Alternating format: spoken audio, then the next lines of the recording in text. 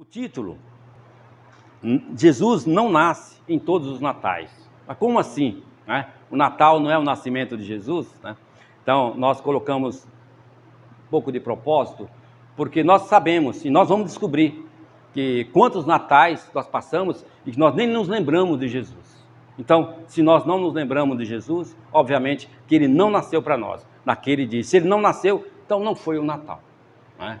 Então, por isso a gente pegou esse tema. E nós vamos, antes, aí outra coisa, né?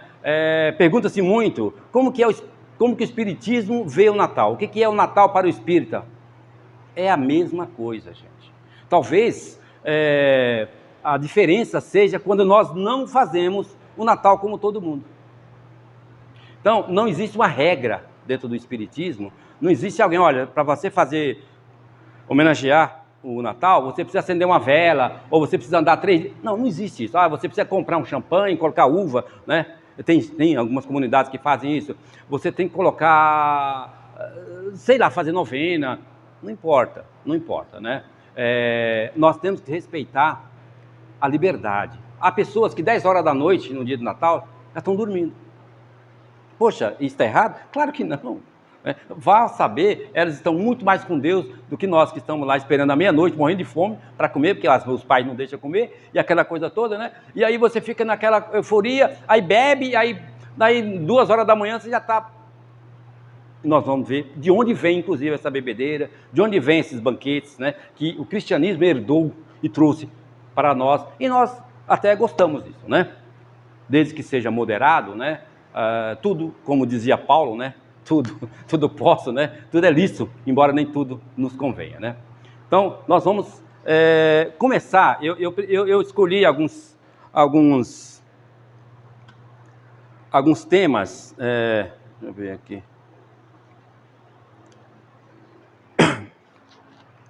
Olha, quando que começou o Natal? A história registra em 336, da nossa era, obviamente, né? Depois de Cristo. Na época do imperador Constantino.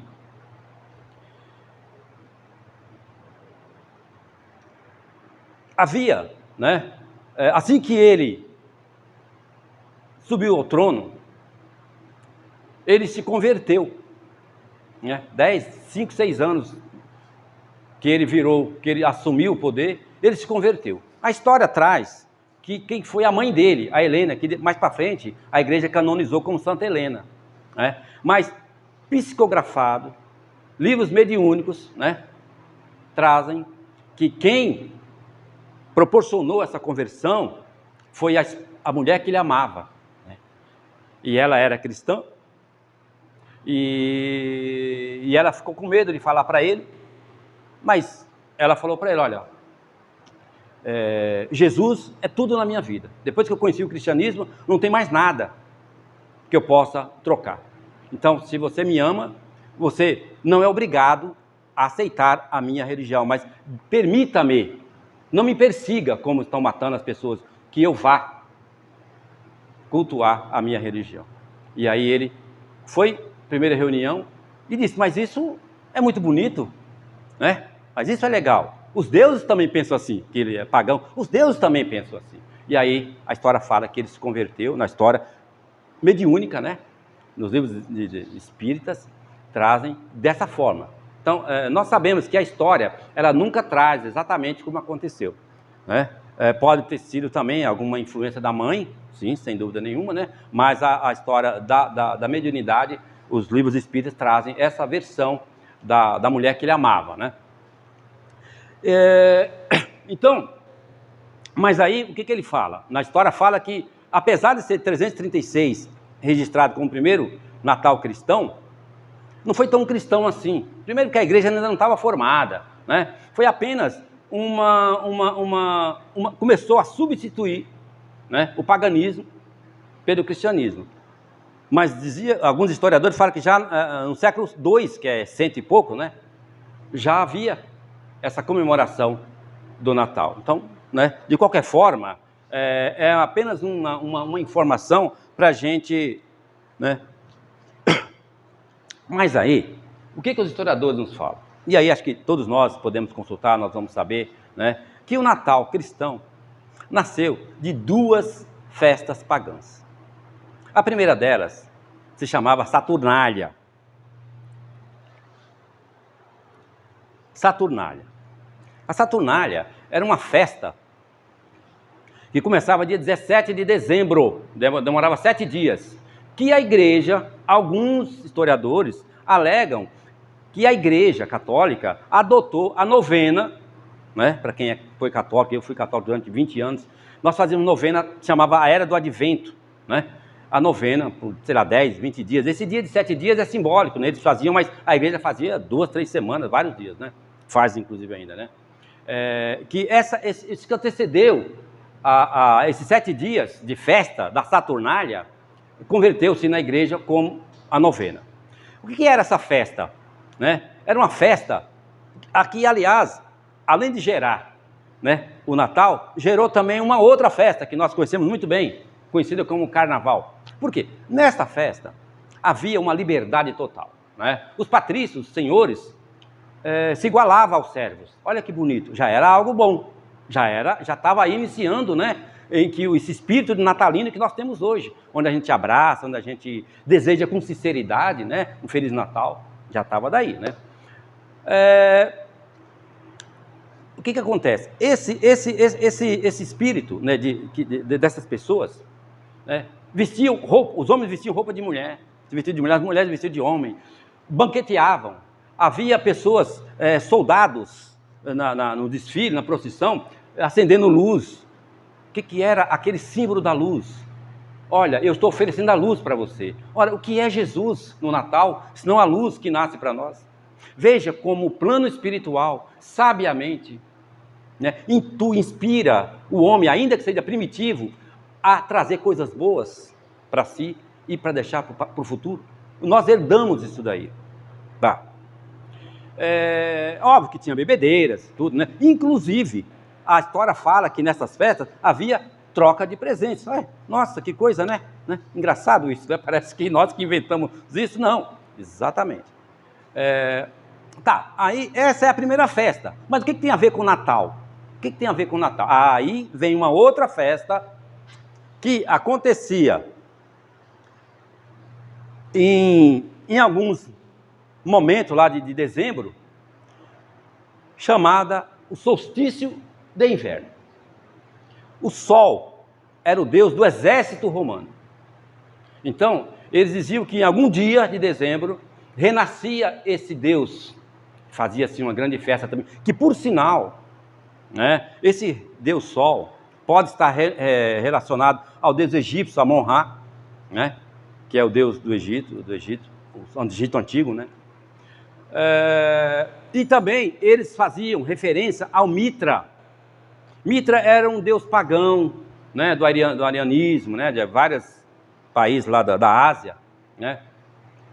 E eles tinham esse mitraísmo, chamava-se mitraísmo. Veja, havia vários templos e templos, né? Era muito cultuado, né? Então, a importância para eles era muito grande, até que teve um rei, né, um imperador que assumiu por volta de 270, e em 274, o imperador Aurélio falou: quer saber o seguinte, já que tem essa festa bonita da Saturnália, que termina dia 23, né, vamos emendar o solstício do inverno, que ele chamava também de Sol Invicto, Solis Invicto ou Sol Invencível, né? Vamos emendar. Mas vamos colocar para o dia 25. Por quê? A mãe dele era uma sacerdotisa desse tempo. Então, quando ele assumiu o reinado, ele adotou e oficializou que o dia 25 de dezembro seria o renascimento do Deus Sol dos romanos. E aí, mais para frente, lá em 336, nós vimos que Constantino já havia feito o primeiro Natal cristão, nos moldes cristãos. Quando foi em 350,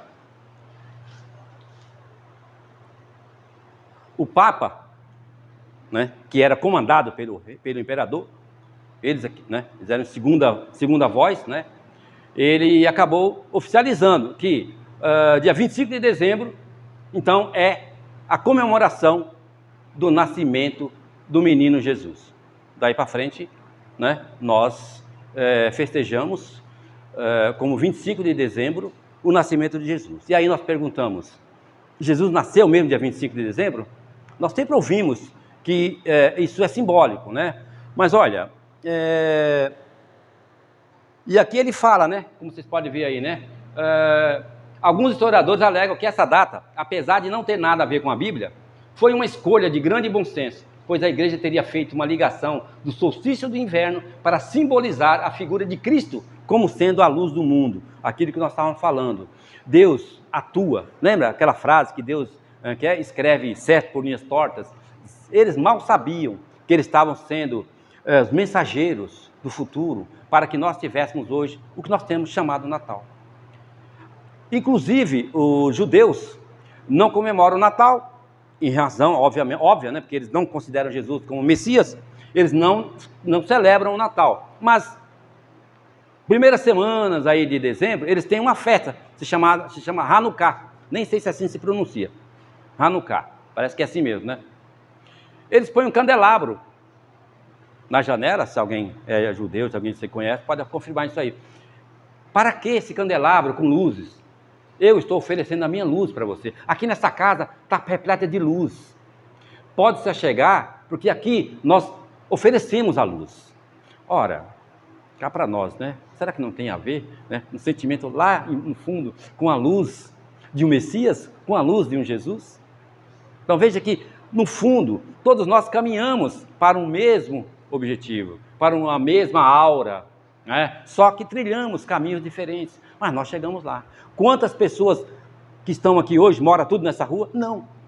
Cada um mora num lugar. Trilharam caminhos diferentes para chegar aqui. É a mesma coisa, tá certo?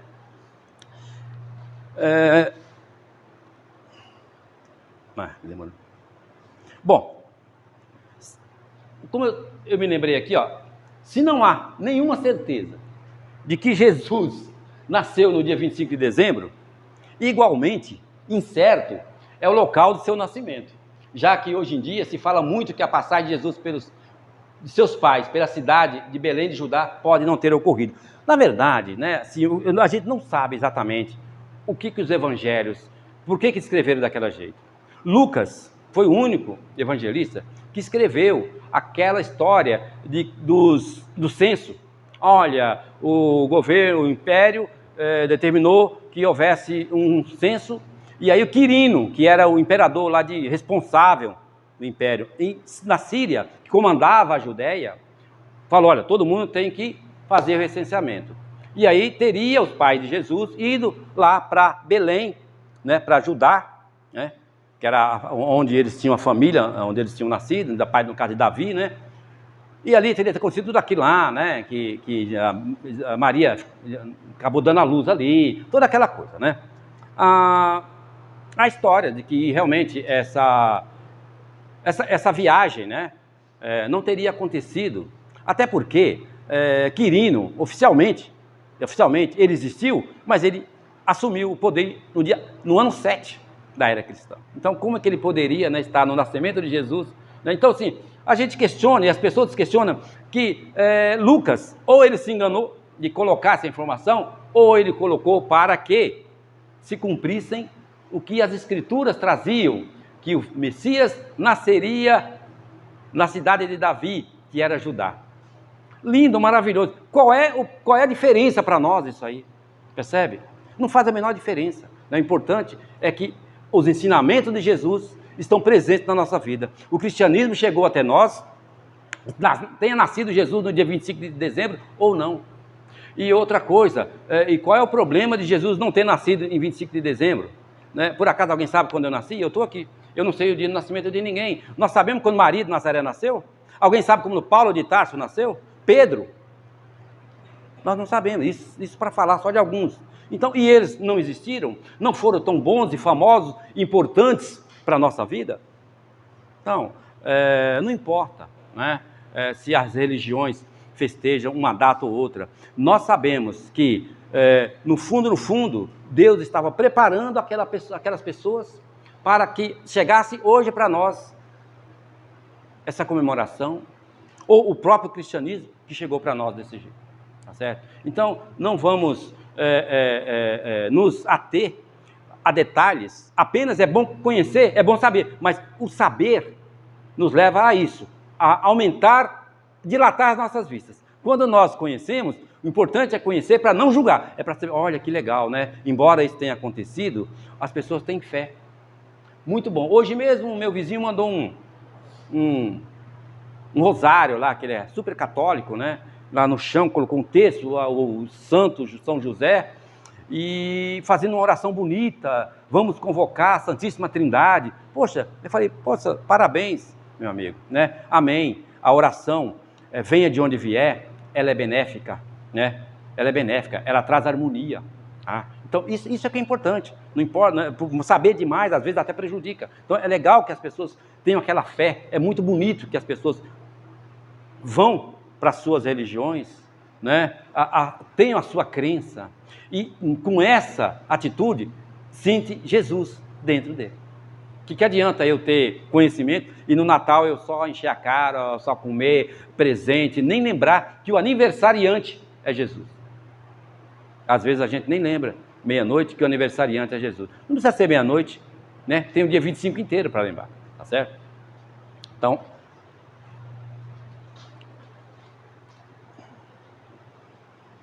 essa aqui eu já falei, né? Também do Lucas, né? Que a gente tinha falado, né? Nós entendemos que Lucas, eu acho que ele valorizou, né, a história que os profetas diziam. E de ti, Belém de Judá, nascerá, né, o Messias, aquele, o rei que trará a salvação, né? Então, não é só isso. Em várias partes do Evangelho está lá escrito, isso aconteceu para que se cumprisse as Escrituras. Quem leu um pouquinho o Evangelho, quem já leu, já viu isso aí, né? Então, eles tiveram muita preocupação, né, para que ligasse o Velho Testamento com o Novo Testamento, tá certo? Então, é mais um capricho, né? Bom, e para o Natal? E para o espírita, né? Como é o Natal? O espiritismo é uma doutrina cristã, né? Não ignora a data simbólica do Natal, mas isso não quer dizer que todos os espíritas devam pensar da mesma forma. Cada um deve agir em conformidade com seu livre-arbítrio. Então, nós festejamos o Natal? Sim. Por quê? O Natal simboliza, como nós dissemos, o nascimento de Jesus. A história fala que pode ter sido final de abril, final de março e começo de abril, que eles fizeram uma pesquisa, entendeu? E a gente volta na mesma tecla, né? Quando definir isso aí, essa data, né? Será que nós vamos mudar o dia do Natal? Não, né? Porque não faz o menor sentido. Qual a diferença? Né? Qual é a diferença de Jesus? O importante é Jesus nascer. O importante é saber que ele nasceu e qual é o efeito que ele faz dentro de nós, né?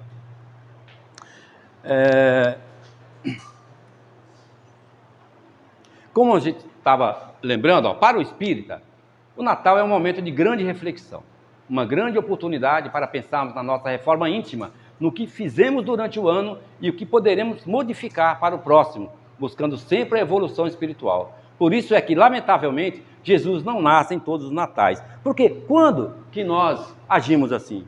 Quando que nós nos comportamos dessa forma? Quando que nós utilizamos o Natal para fazer uma reflexão? O que eu fiz de errado, né? O que eu posso modificar? Será que esse Jesus está impregnando em mim de uma forma que eu acorde de vez, né? Será que eu posso começar a modificar? Será que Jesus tem esse plano na minha vida? Será que realmente é isso mesmo o Natal? Será que eu estou vivenciando esse dia como um dia de renascimento? Veja, lá no paganismo, né, eles comemoravam o nascimento do sol como um renascimento do sol. E nós também, é o renascimento de Jesus, pois todo ano ele quer renascer em nós. Agora, há uma pequena diferença, para não dizer que nós, né, não temos nenhuma diferença, é que para nós, e claro, não é só para nós, mas que todo dia tem que ser Natal, né? O que nós chamamos a atenção é isso, né? O espírita bate nessa tecla, que todo dia é Natal, né? E todo dia pode não ser Natal também, né? Se nós não vivenciarmos esse sentimento, né? Então, é claro que nós não somos privilegiados. Temos certeza absoluta que muitos irmãos de outros credos, de outras crenças, pensam assim também. Perfeito. É isso, mas nós chamamos a atenção porque o Espiritismo se preocupa com isso. Porque o orar e vigiar, que a gente tanto fala e tal, essa reforma íntima, é isso daí. Quando a gente está com Jesus, a gente está orando e vigiando. Quando Jesus não nasce dentro de nós, nós estamos totalmente desprovidos, estamos totalmente indefesos e qualquer obstáculo, qualquer maldade, qualquer coisa poderá nos atingir. É esse o nosso princípio. Por isso que o Natal, a pequena diferença é essa, que não é só nossa, como eu disse, mas de dentro do Espiritismo a gente cria esse espírito de que todo dia nós temos que buscar a vivência do Natal, né? Talvez seja essa pequena diferença, né? Olha, não existe Natal sem Jesus. Se não notamos a presença, a sua presença, se não o vimos nem o sentimos, então celebramos apenas uma festa pagã do Império Romano. Lembra que nós falamos do Império Romano? Não sei se ainda não estavam aqui, mas o Império Romano fazia a Saturnália, né, como eu estava dizendo no começo, que era banquete, troca de presente, os homens se vestiam de mulher e vice-versa, né, e era tudo muito bonito e tal, né, chamado de Saturnália, né. Será que nós festejamos só isso? Daquelas festas, nós trouxemos então a troca de presentes, os banquetes, a bebida, exatamente. Então o Natal passou a ser o quê? Apenas trocou de data, né? Trocou de propósito. A data continuou 25, só que ao invés de nós festejarmos puramente em homenagem ao Deus Sol, né? Ao Deus Sol, Deus do exército romano, nós comemoramos o nascimento do Deus Menino Jesus. Tá? Talvez uma grande diferença seja essa, mas quantas vezes nós podemos olhar para trás e notar quantas vezes nós só festejamos o Natal pagão do Império Romano. Pasmem, ainda hoje existe uma cidade na Inglaterra chamada Chester. Eu acho que é aquele nome daquele frango que a gente come mesmo. Chester, é isso mesmo. Talvez vem de lá, não sei, né? Mas que é. Chester, a cidade de Chester. Agora, dia 14. Daí eu tenho vontade de ir lá ver. Eles se vestem como soldados romanos, tudo igualzinho, fazem tudo a mesma coisa, e vão sair pelas ruas, e levam tochas de fogo, hoje um pouco mais evoluída, né, para oferecer para as pessoas. E essa cidade tem ainda as muralhas, as casas antigas lá do Império Romano, eles mantiveram, né, e eles fazem questão de honrar o que eles falam, a origem romana deles. Você vê? Então existe ainda, né? Olha só como tem ainda um pessoal que ainda tem esse tipo de festa, né? Então não está tão longe. De repente nós podemos até um dia ir lá e ver com os nossos próprios olhos. Ou então, quem quiser, dar uma busca depois na internet e a gente vai ver. Chester, a cidade da Inglaterra, que comemora ainda a Saturnália, né? Que é aquele Natal pagão, tá bom? Então só pra gente, né?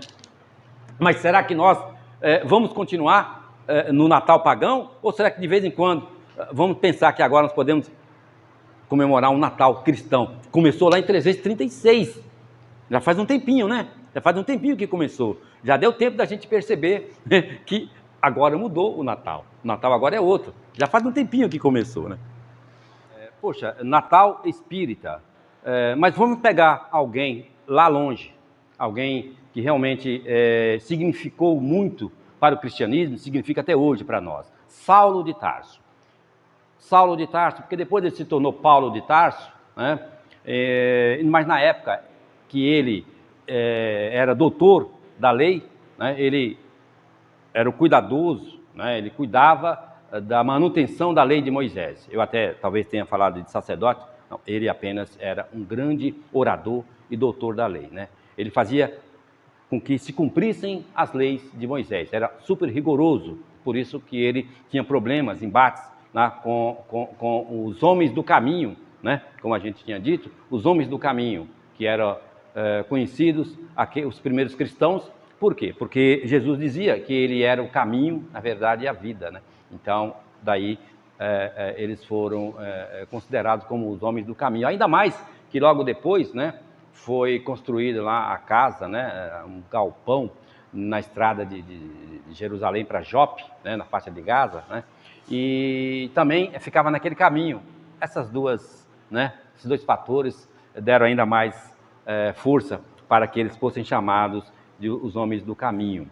Ocorre que Saulo de Tarso, quando que Jesus nasceu para Saulo de Tarso? Quando que aconteceu o primeiro Natal para o nosso amigo Saulo de Tarso, né? Não foi 25 de dezembro também, né? Teria acontecido, também não foi em Belém de Judá, né? Foi na estrada de Damasco, né? E foi no dia 25, mas de janeiro. Por isso que a cidade de São Paulo, né, foi batizada, inaugurada nesse dia, em comemoração ao 25 de janeiro, o nome do Paulo de Tarso, a cidade de São Paulo, em sua homenagem, porque teria sido nesse dia, segundo os historiadores antigos da igreja, que Paulo teria se convertido ao cristianismo, teria tido aquela fatídica queda do cavalo, né, lá na estrada de Damasco. Mas, então, vamos verificar como é que isso aconteceu um pouquinho, né? Paulo de Tarso, ele tinha muitos poderes. Então, ele estava discutindo com todo, queria perseguir por todos os lados, né, aqueles homens do caminho. E ele se deparou com Estevão, né, que era um grande orador, né? Estevão era um diácono dos primeiros cristãos, lá da casa do caminho, lá de Pedro, e ele não se chamava Estevão, na verdade o nome dele era Gesiel. De acordo com um livro, Paulo Estevão, psicografado por Chico Xavier, através de Emmanuel, ele era Gesiel, que foi condenado às galeras, né? As pessoas ficam remando o navio, e como escravos, claro, né? E ele teve um episódio, né? Se vocês lerem um livro, Paulo Estevão, vocês vão verificar, ele curou um grande general, e esse general deu como um benefício, como recompensa, um indulto para eles se ficar livre, né? Olha, faz de conta, né, que ninguém está vendo você fugir, né? Só porque você me salvou, curou a doença em pleno navio, eu te dou essa liberdade. Mas aí ele voltando para lá, para Jerusalém, ali para aquele meio, ele não podia aparecer. Então, por isso, ele acabou trocando o nome, colocou o nome de Estevão, que é um nome grego, né? Mas naquele embate com Paulo de Tarso se sentiu inferiorizado. Um grande doutor da lei simplesmente viu se apequenar diante daquele mendigo, daquele cristão, daquele cidadão, né, que mal sabia ler, segundo ele achava, né? E aí ele ficou com bronca e tal, e perseguia, e pegou Estevão, né? Pegou Estevão para Cristo, né, vamos dizer assim, e coitado, né, mandou apedrejar. Só que no dia do apedrejamento, o que aconteceu? Ele tinha uma noiva, né, o Paulo de Tarso. A noiva se chamava Abigail, mas eles não sabiam da ligação familiar que havia entre eles, né, Abigail e Estevão. E ele disse, não, vamos lá que eu quero mostrar, né, os meus atos heróicos, mostrar quem manda, como que eu faço, né, para fazer justiça e tal, né, vai ter o apedrejamento e tudo. E aí ela chegou lá, quando ela chegou lá, ela viu que era o irmão dela, né, que já tinha sumido há muito tempo, né, que eles não se encontravam mais, depois da perseguição à família que houve lá em Corinto. Né.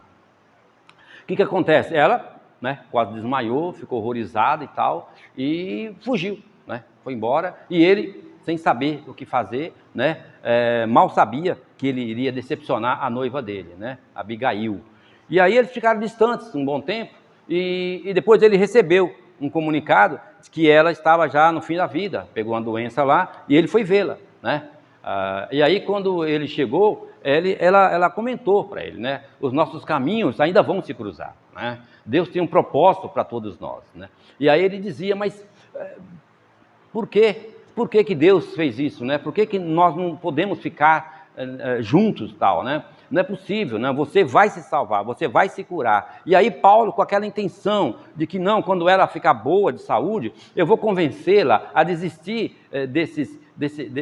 dessa comunidade do caminho, né? Isso aí é coisa, abominação, né? Isso não é da lei de Deus, né? Tal. Vou convencê-la, com aquela esperança, né? Então. E aí ela dizia para Paulo, ofegante, falou, olha, Jesus de Nazaré, ele confia em você. ele não vai querer mal a você, porque ele tem um propósito para você. E aí Paulo sempre, poxa, mas Jesus de novo na minha vida, não aguento mais, né? Agora está tirando até a minha mulher, até a minha amada, né? E aí cada vez mais Paulo ficava nervoso, chateado, revoltado com Jesus, né? E aí depois da morte de Abigail, ele ficou sabendo, né? O casal que cuidava dela ficou sabendo, falou para ele, olha, perguntou para eles, né? Como que ela se infiltrou nessas doutrinas, né? Segundo ele, aí, doutrina blasfêmica, né? Aí eles falaram, olha, foi o Ananias, né? Um senhor, um grande senhor que se converteu aí a essa casa do caminho, né? E ele passou para ela as informações. Aí ele falou, poxa, e tal. Aí ele voltou rapidinho lá, né, para Jerusalém e começou a procurar paradeiro desse Ananias, né?